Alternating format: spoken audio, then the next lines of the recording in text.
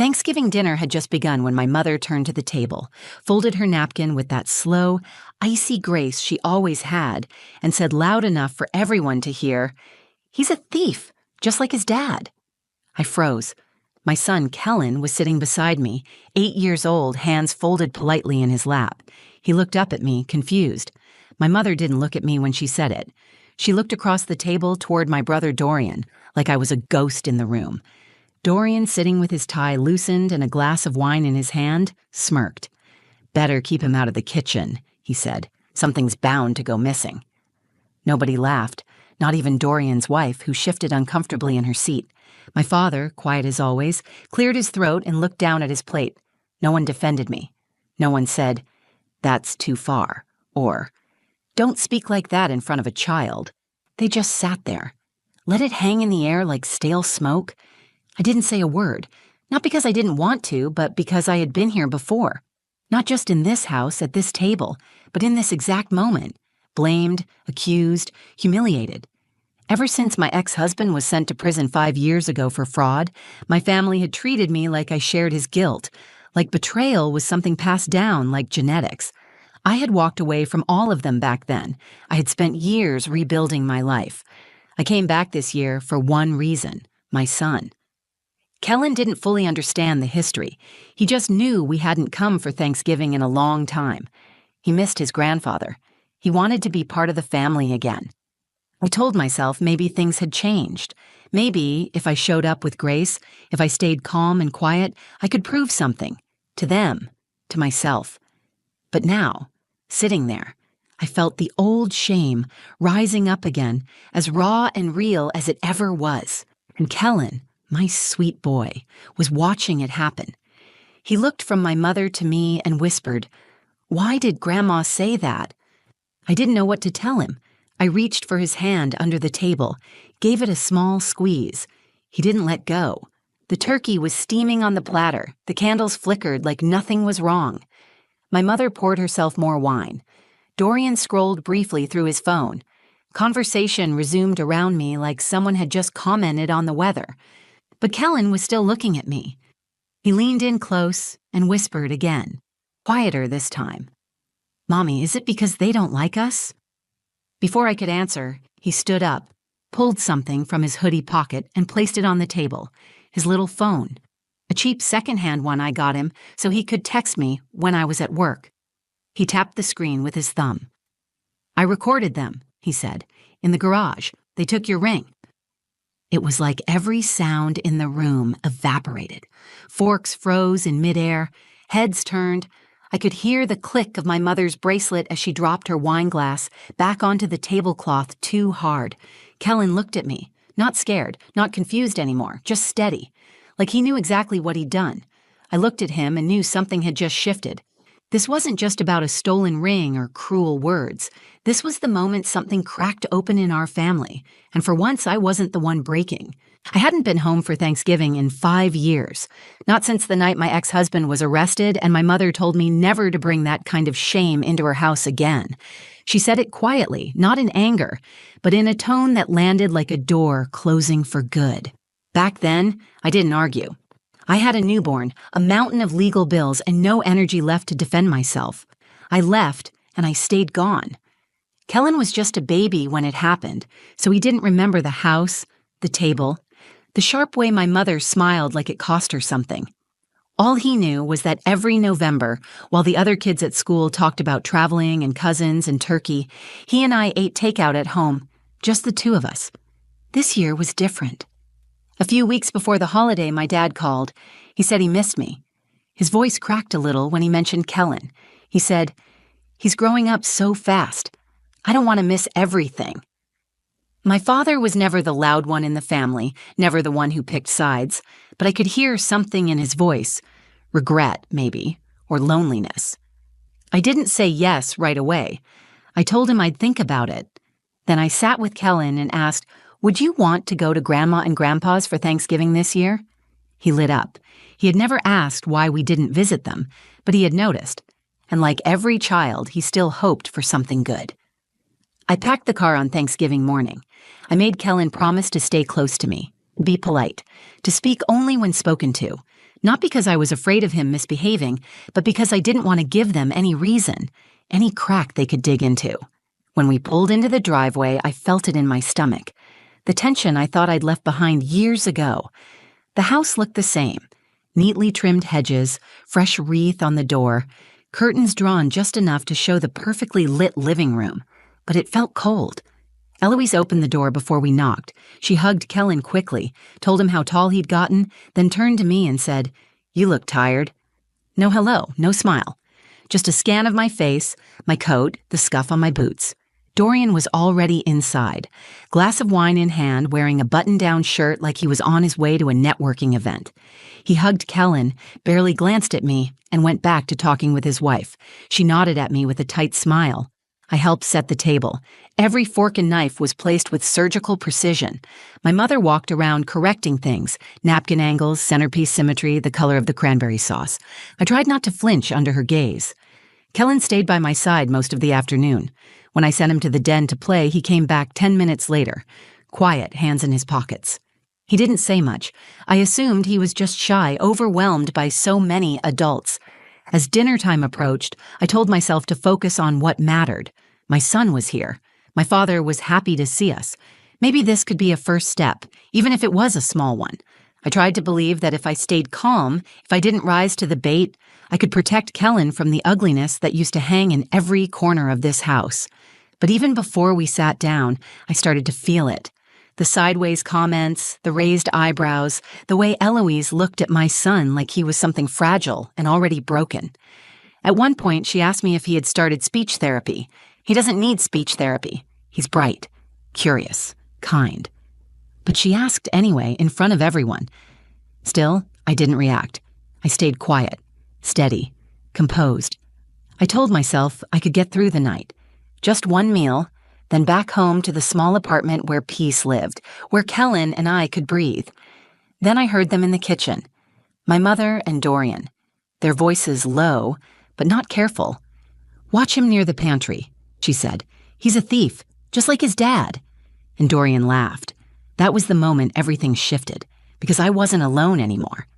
My son was standing right behind me, and he heard them too. Kellen stood there in the doorway to the kitchen, small hands curled around the edge of the wall, eyes wide and confused. He had heard them. He heard every word my mother said about him, about me, about his father, who he barely remembered, but who still managed to define how they saw us. I turned slowly and met his eyes. I wanted to say something reassuring, something that would make it all better, but I couldn't find the words. He looked stunned, like something safe inside him had just been cracked open. He wasn't used to adults speaking that way, not about him, not in his presence. I walked over, knelt down, and placed my hands on his shoulders. "You didn't do anything wrong," whispered. "Don't ever believe that." He nodded, but he didn't say anything. The rest of the house buzzed with noise, silverware clinking, oven doors slamming shut, chairs scraping against hardwood floors. My mother acted like nothing had happened. My brother poured himself another drink. They had insulted my child, and they didn't even blink. I realized then, this wasn't thoughtless cruelty. It was deliberate. It was who they were. I stayed quiet through the final preparations. I didn't want to make a scene. I didn't want Kellen to see me break. So I made his plate. I helped carry the food to the table. I smiled when people looked. I kept moving, not because I was fine, but because it was the only way I knew to protect him in that moment. But Kellen stayed close. At one point, he tugged gently on my sleeve and leaned in close. "I saw them in the garage earlier," he whispered. "They were talking weird.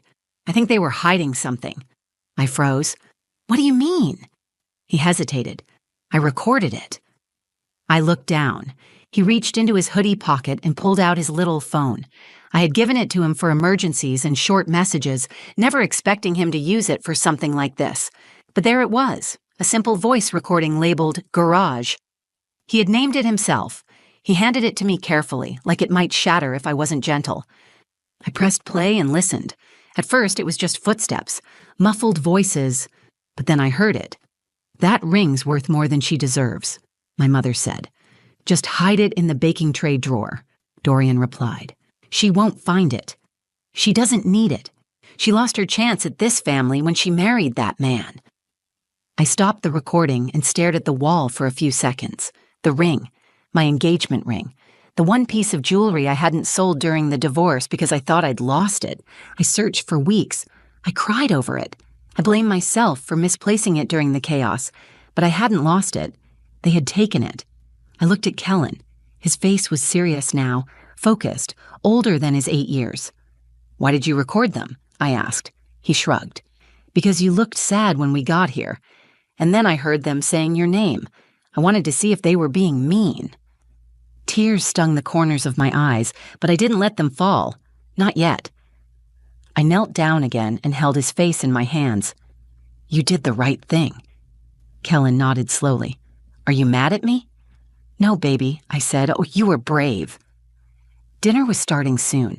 I stood in the doorway holding that little phone, my hands trembling. I wasn't scared anymore. I wasn't embarrassed or ashamed. I wasn't the girl who used to beg for approval. I was a mother now.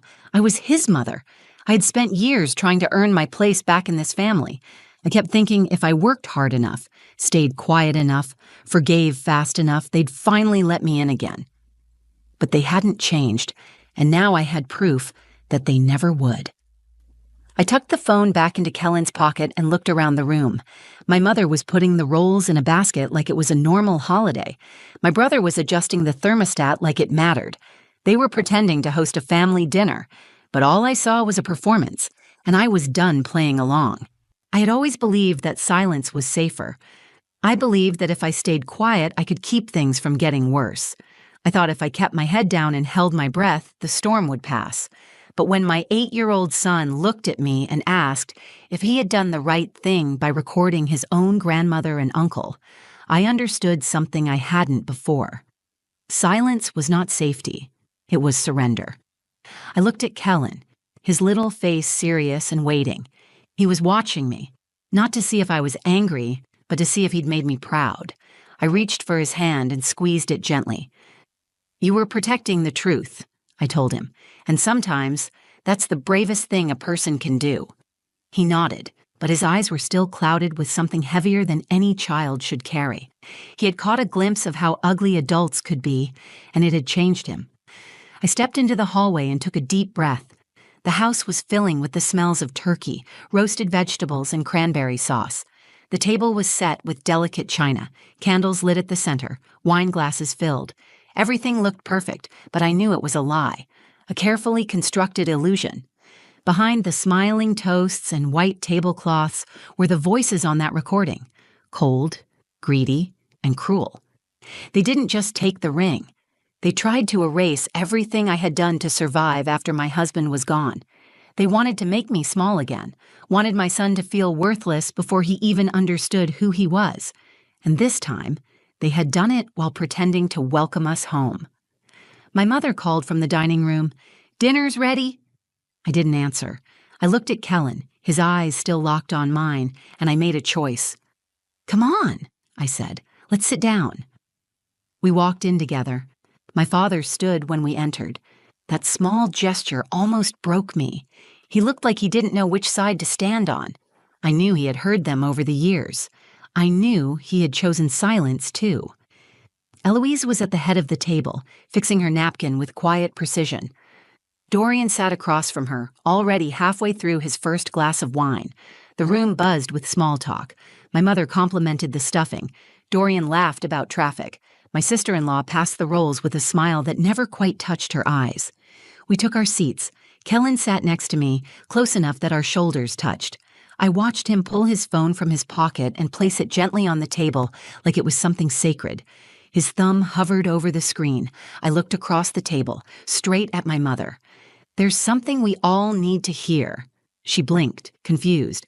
"What are you talking about?" Kellen tapped the play button. The room went still.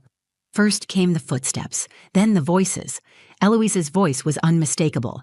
"That ring's worth more than she deserves." Dorian's voice followed. "Just hide it in the baking tray drawer. She won't find it." She lost her chance at this family when she married that man. The recording ended. There was no background noise. No one dared to move. Eloise straightened in her chair, but her face had gone pale. "That's taken out of context," she said. "You don't know what we were talking about." I leaned forward. "I do know. That ring was mine. You didn't just take it. You blamed me for losing it.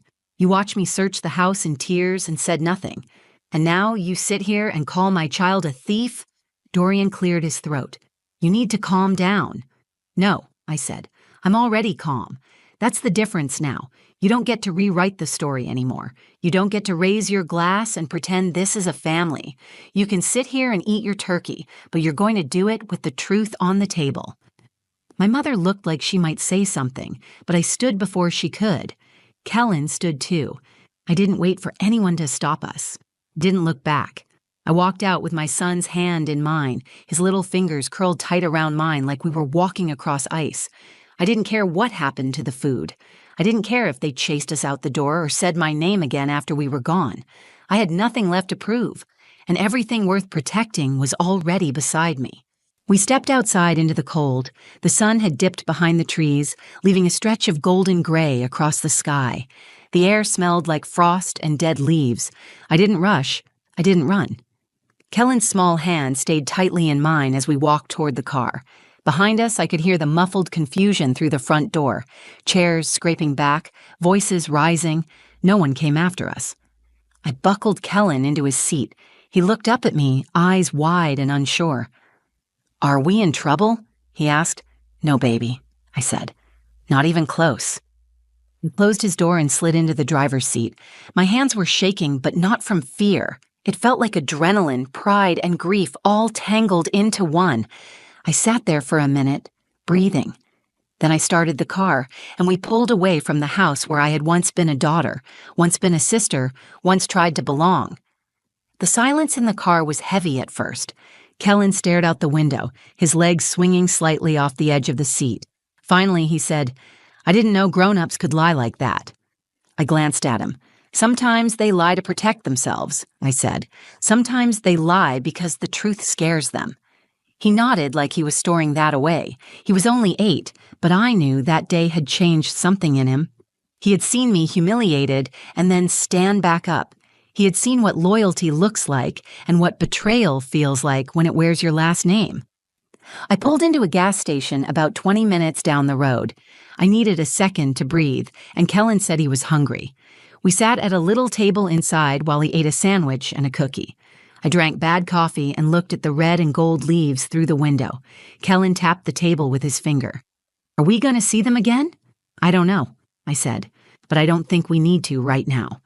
He didn't ask anything more after that. When we got home that night, I tucked him into bed.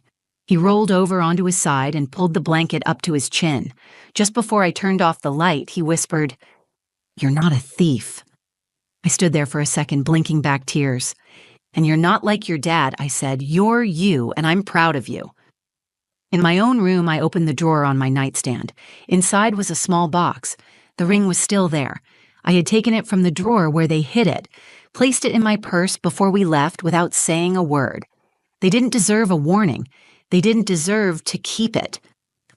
I held it in my palm. It wasn't worth much anymore. It had never been about the money. It was the last thing left from a life that had unraveled fast and hard. I had believed I lost it, just like I had believed I lost my family, my worth, my future. But I hadn't lost anything. It had been taken. And now it was back. Not because I demanded it, but because my son, small and strong, had believed me when no one else would. He hadn't done it with anger. He had done it with love. I placed the ring on the windowsill.